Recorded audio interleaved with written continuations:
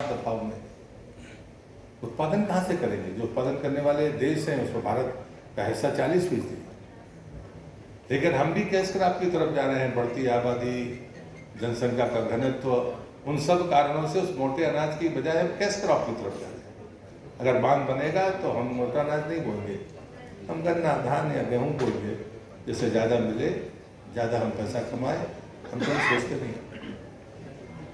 अब ये कंट्रोडिक्शन है, इसके बीच में संतुलन बनाना ये बड़ी बात है। जुटता आप लेकर यहाँ पर बैठे वो तो और भी कठिन है।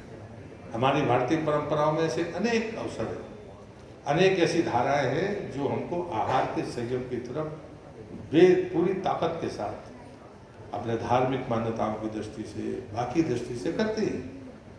कोई कहता है शाम को मत खाइए, कोई कहता है कि जमीन के नीचे का मत खाइए। मतलब 10 परंपराएं आपको मिल जाएंगी।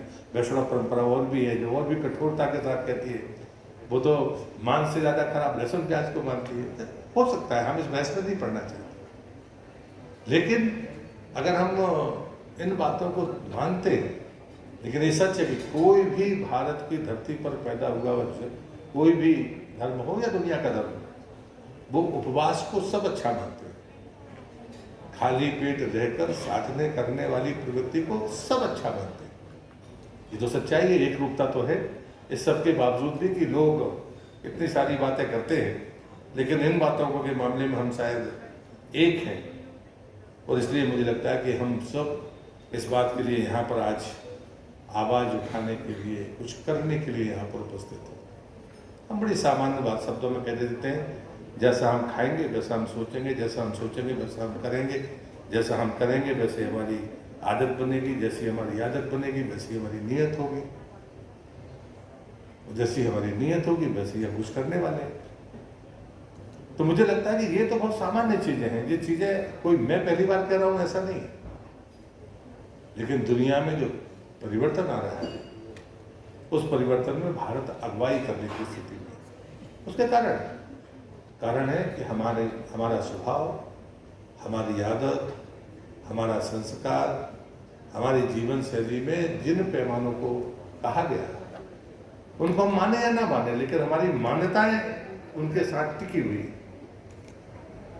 इसलिए मुझे लगता है कि हम चीज़ों को जब देखते हैं, लेकिन जब दूसरा पक्ष है कि हम दुनिया में जिन चीज़ों को पहुंचा सकते हैं वो आसानी के साथ में अगर कहीं से उद्योग के रूप में या सप्लाई चेन के रूप में कहीं मिल सकती है, तो वो सिर्फ और सिर्फ भारत हो सकता है, जो तेजी के साथ अगुवाई कर मांग और पूर्ति के इस अंतर को पाट सकता है।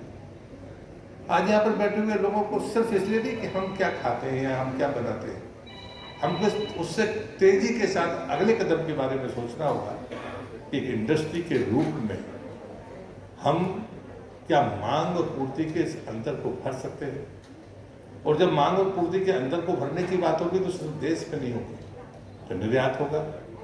जब निर्यात होगा तो उसके पैरामीटर्स होंगे, पैरामीटर्स में मदद करने वाला कौन होगा, तो फिर एपीडा और एफएसएसएआई दो ऐसे महत्वपूर्ण हिस्से हैं जिनको तय करना होगा। मैं पूछ रहा था, क्या हम अब तेजी के साथ में कुछ पैरामीटर्स को बनाने के बारे में सोचेंगे?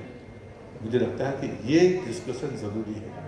हम कंप्लायंस को कम करके इस इंडस्ट्री को किस तेजी के साथ में ग्रो कर सकते हैं, हम इसकी ब्रांडिंग और मार्केटिंग के बारे में क्या सोच सकते हैं। दुनिया में ऐसा नहीं है कि हमारा भारतीय खान पान पसंद नहीं किया जाता, दुनिया में सबसे ज़्यादा पसंद किया जाता है भारतीय खान पान। लेकिन उसके बाद भी हमारे पास कोई ऐसी कंपनी नहीं है भारतीय जो दुनिया में नाम रखती है फूड प्रोसेसिंग के मामले में।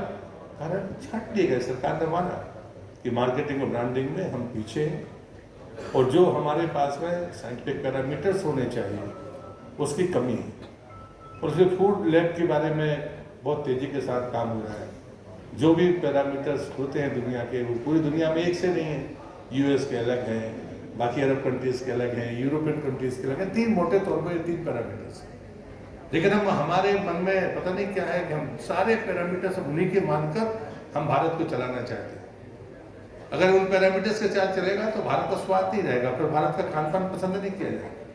हाँ, हम ईमानदारी से लेके इसमें इतना फैट है, इसमें जैसे जिस बात के लिए आप बैठे हैं कि नहीं इसमें फैट तो है, लेकिन ये एनिमल फैट नहीं है, ये पौधों से ली हुई चीज़ें, ये चीज़ें हमें लिखनी होंगी, ये तो सच है।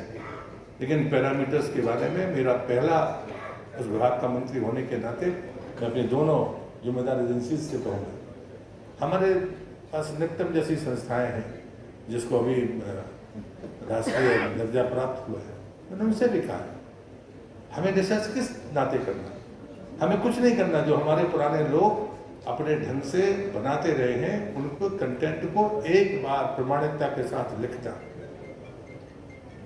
किसी को खाना है तो खाएगा, नहीं खाना तो नहीं खाएगा, लेकिन जो उसमें लिखा है वो 100% सही है।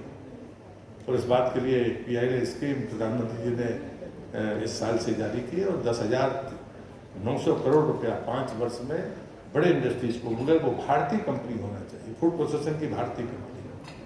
हम तो भी नए हैं, हमारा तो अभी चलना शुरू हुआ है, लेकिन जो पहले से काम करने वाले लोग हैं वो दुनिया में कोई भारतीय कंपनी अपना नाम रोशन कर सकती है।